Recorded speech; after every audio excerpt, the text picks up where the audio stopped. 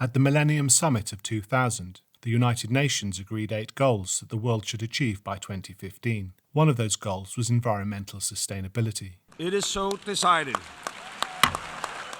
It was not until 15 years later that the UN decided that universal access to energy should be a development goal, but only if it is sustainable. In sub-Saharan Africa, less than half of the population have access to electricity in their homes. By stressing the need for sustainable energy supply, development agencies risk forcing African countries to find a path to industrialization that no developed economy has achieved. Energy is an enabler for all the other SDGs. African countries added just 8.4 gigawatts of new coal-fired generating capacity between 2006 and 2019.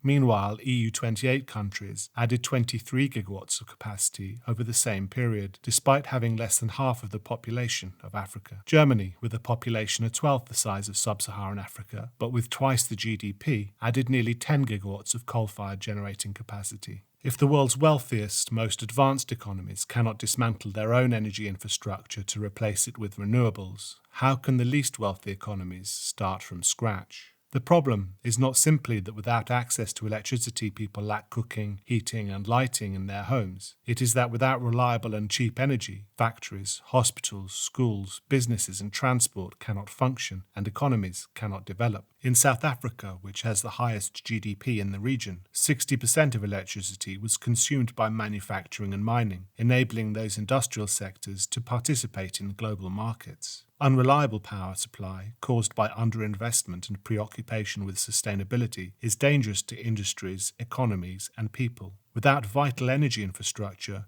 new enterprises cannot begin, much less thrive. The sustainability agenda, which not even wealthy countries seem able to adopt, is toxic to emerging economies. It is denying the world's poorest people what populations elsewhere take for granted.